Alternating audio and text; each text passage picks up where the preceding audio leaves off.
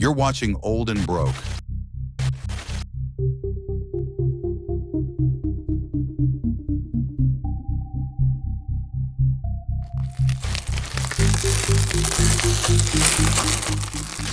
While Nvidia threw a 200% party and Wall Street danced like it was 1999, copper quietly climbed 180%. No fireworks, no tweets, just metal moving mountains. While tech bros demoed chatbots that write poems about your cat, uranium doubled. While everyone screamed bubble into their favorite social app, fertilizer companies quietly delivered record profits. Because crops don't care about your IPO valuation, the world's attention flows where the cameras point. But money, it flows where the real work gets done, usually far from any spotlight. Wall Street was watching TED Talks, but the real returns? They showed up in spreadsheets with dirt under their nails and no VC pitch decks in sight. And before you ask, yes, these numbers are real. Bloomberg, TradingView, earnings reports. This isn't hype. This is what happens when commodities stop being boring and start getting profitable. Since 2023, over half of the S&P's gains came from just 7 tech stocks: Apple, Nvidia, Microsoft, Meta, Amazon, Alphabet, and Tesla. The rest of the market running on fumes and vibes. But while the index floats on big tech's shoulders like it just had a protein shake, the real economy is sweating through its shirt. Grids are buckling. PJM, the biggest US power market, just saw energy prices jump 22% to keep the air conditioning on. Supply chains, still frayed like a dollar store extension cord. Now throw in geopolitical tension, resource nationalism, and a sprinkle of corporate wishful thinking. And those sleek AI-powered data centers everyone keeps drooling over? They're not cloud castles. They're copper-chugging, uranium-guzzling, diesel-hungry beasts with an appetite bigger than your GPU budget. Wait, is AI really stressing the grid that much? Yes. The IEA says data centers could burn more electricity than Japan by 2030. Goldman Sachs confirms it. Microsoft is backing nuclear in Virginia. Google's throwing cash at geothermal. Why? Because no one wants their AI chatbot to go offline during a productivity hallucination. AI doesn't run on vibes, it runs on megawatts, metal, and enough cooling fans to sound like a jet engine at takeoff. Tech might be the future, but it's standing on a foundation that looks suspiciously like a 1970s mining brochure, just with more blinking lights and a lot more denial. Copper demand hit 27 million metric tons in 2024. By 2050, we're talking over 37 million, driven by everything that plugs in, charges up, or pretends to be green. EVs' solar panels, wind farms, charging stations, and now, AI data centers. Wait, where's that extra 1 million tons for AI coming from? That sounds high. Good question. That figure comes straight from CRU Group's copper market analysis.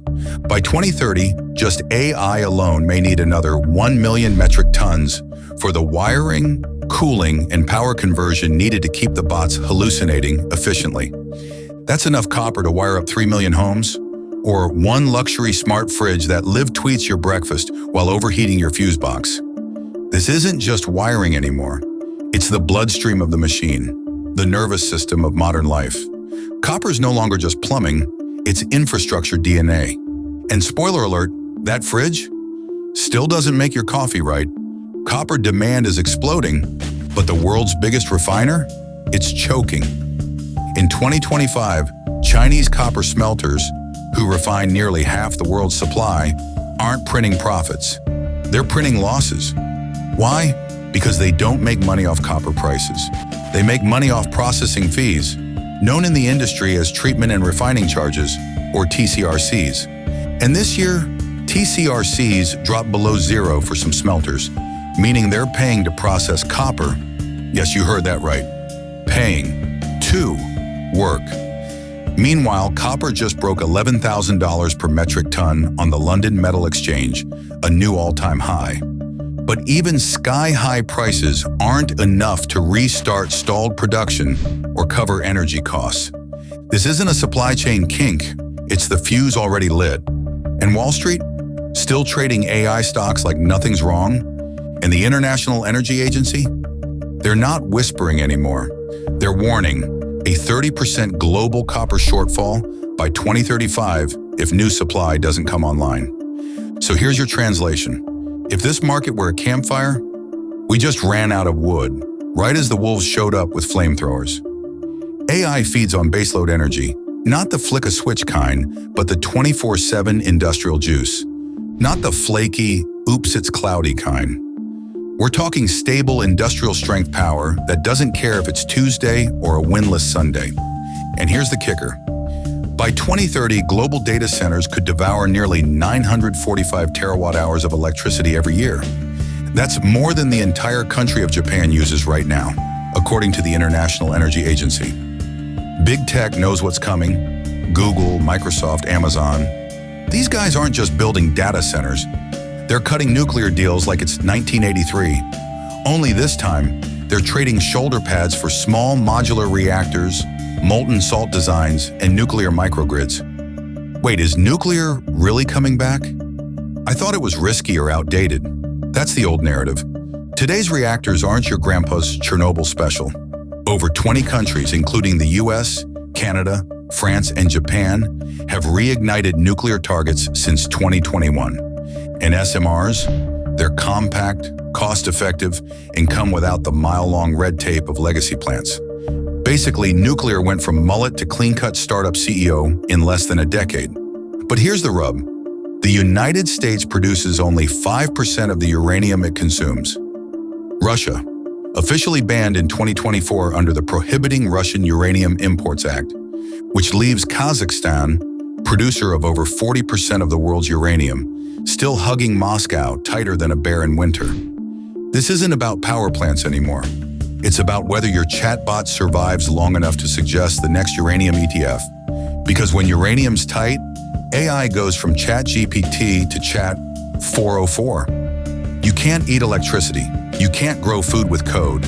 And no matter how many tech bros try, nobody's farming carrots in the blockchain. No fertilizer, no food, no likes, no Wi-Fi, just riots and ration lines. This isn't a theory, it's history. From Sri Lanka to Egypt, fertilizer shortages sparked food inflation, toppled governments, and sent angry mobs into the streets with more signs than lunch. Why is fertilizer still a problem? Isn't the war old news? Ah, yes, the classic, isn't this overtake? While the invasion was 2022, the aftershocks are very much 2025. Why? Because fertilizer production is chained to natural gas, Russian exports, and the kind of geopolitics that makes UN translators cry. Global phosphate demand is expected to hit $78 billion by 2030. Zoom out further, and we're looking at a $250+ billion market that props up every grocery aisle on the planet. Take Mosaic Co., not a meme stock, but a real company doing real things. Their stock spiked 29% in 3 months while Wall Street was still drooling over AI chips. In Latin America, still running on Russian chemicals like it's pre-sanctioned party time. In 2023, Brazil imported over $3.7 billion in fertilizer from Russia, a third of its total need. Countries like Brazil import 85% of their fertilizer, and Russia and Belarus are still major players in nitrogen and phosphate supply. That's not diversification. That's fertilizer dependency with a political mustache. They call it nutrients. I call it national security in a 50-pound bag of potassium. Because when this domino falls, your quinoa doesn't stand a chance. Copper builds the system, literally. From EVs to data centers, it's the wiring behind the wiring. Uranium powers it, with energy that doesn't take weekends off or needs sunshine to function. And fertilizer? It feeds the people who keep it all going. No food, no workforce. No TikTok engineers to tweak your For You page. Is this just doom talk? What's the actual takeaway? This isn't fear porn, it's the economic floor you're standing on. Because if copper, uranium, or fertilizer cracks, you don't just lose productivity. You lose the scaffolding that holds your Wi-Fi, your grocery list, and your startup's cloud bill together. According to the International Energy Agency, copper demand is projected to surge 50% by 2040. Uranium demand will climb 28% by 2030, thanks to nuclear expansion and AI's insatiable energy diet. And globally, 50% of food production relies on synthetic fertilizers. So yeah, this isn't niche, it's life support. Take away any one of those three and you don't just lose a commodity. You lose the illusion that the digital world floats above the physical one. Because when the minds go silent, all that coding in the cloud turns into typing in the dark. This isn't about fear, it's about continuity. Your broadband, your groceries, your electric car, they all trace back to a shovel in the dirt. So before you invest in the next unicorn app, ask yourself who's keeping the grid alive so it can even launch. Over the past 2 years, commodities have outperformed both stocks and bonds. That's not YouTube hype. That's Goldman Sachs Asset Management calling it the top performing asset class. And who's listening? Not TikTok traders with 6 monitors and 0 net worth. No, the quiet giants are making moves. BlackRock, Bridgewater, global pension funds. They're shifting capital into resource sectors, hard assets, and real stuff with real cash flow. Are Goldman or BlackRock really bullish on commodities? Yep. Goldman called it in 2022. BlackRock rebalanced in favor of real assets in 2023. And Bridgewater? They're not just hedging inflation, they're building entire theses around resource scarcity. This isn't some Reddit thread with rocket emojis. It's institutional capital buying shovels and hard hats. While the crowd's still arguing over the next vending machine crypto, you don't need to be a genius to follow the money, but you do need to look where the money's going, not where the noise is. Yes, there's risk. Commodity cycles can be nastier than a short seller with a podcast and a grudge. We've seen 30 to 60% crashes. 2008 turned entire mining towns into ghost tours. Flooded mines, collapsed tailings dams. Brumadinho in Brazil ring a bell. And don't forget the nationalization parade. Chile, Argentina, Zimbabwe, all decided finders keepers applies to lithium and copper too. Can't commodities crash too? What makes them safer? Sure, they crash, but they don't disappear. Nobody ever walked into a hardware store and asked, "Hey, do you guys accept Terra Luna?" Copper still wires the world. Uranium still powers it, and fertilizer still feeds it. Copper doesn't get canceled. Uranium doesn't get hacked. And last I checked, nobody's planting wheat in the metaverse or making nitrogen out of blockchain vibes. Sure, they come with baggage, permits, ESG backlash, geopolitical risk, but that's also why supply stays tight and prices spike fast. Prices may swing, but need doesn't vanish. Commodities don't vaporize. They warehouse, wait, and come roaring back when the world remembers it still eats, builds, and powers things. If crypto is the roulette wheel, commodities are the chips. You can bet without them, but good luck cashing out. The thesis is simple. The data, public. And the train, already boarding. You don't need a PhD in geology or a shovel. You've got tools, smart ones. URNM, the Sprott Uranium Miners ETF, over $1.75 billion in assets, up nearly 48% in 3 months. XLE, energy sector heavyweights, oil, gas, old school power with new school returns. XLB, industrial materials, miners, the stuff empires are literally built on. Are ETFs like URNM and XLE really safer? They still carry risk. This isn't grandma's savings bond, but these aren't meme tokens either. Whether you're just starting out or rethinking your portfolio, this is about real-world exposure, not internet hype. They're exposure to real-world assets without having to run a uranium mine from your garage.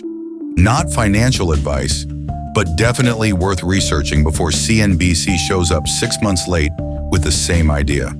They're not rockets, they're ballast, things that keep your portfolio from tipping over when the hype hits turbulence. URNM holds the producers actually fueling this shift. XLE gives you the backbone of modern power. XLB, it covers the heavy lifters, steel, chemicals, copper.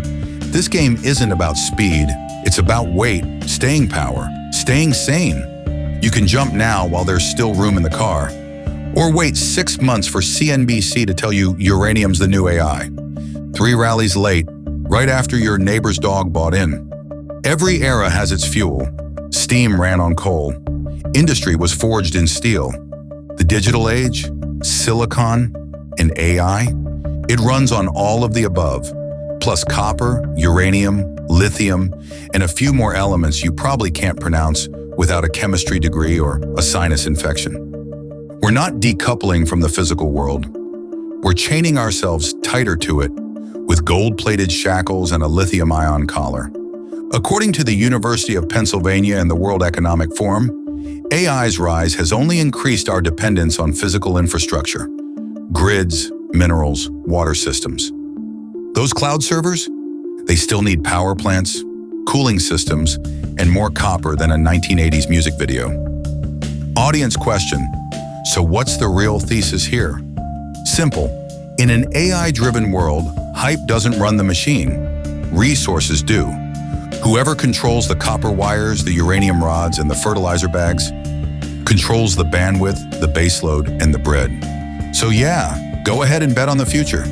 Buy your chips, your startups, your moon tokens. Just make sure you also thank the guy pulling copper out of a mountainside at 12,000 feet.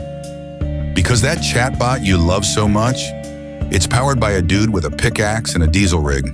And let's be honest, the future isn't built on dreams alone. It's soldered in copper, split with uranium, and fertilized into existence. The signs were there. Copper demand spiking, uranium supply chains tightening, fertilizer prices up like a meme stock on a Monday morning. The data whispered it back in 2023. Now it's screaming louder than a CNBC panel during a rate hike. Meanwhile, Wall Street's still betting on startups that burn cash faster than they burn coal. But you're watching the grid, the real grid. Which commodity plays should I look at? No helmet needed, just a brokerage login and a BS filter. Start simple. URNM, for the uranium miners keeping AI caffeinated. XLE, oil and gas giants that still keep the lights on. XLB, industrial materials and miners, the unsung backbone of everything. Feeling bold? Dig deeper into Cameco, ticker CCJ, uranium heavyweight.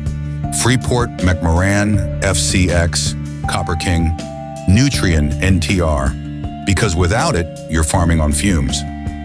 In our next deep dive, we'll put URNM and CCJ head-to-head and break down why one might run harder when the uranium floodgates open and the smart money isn't watching.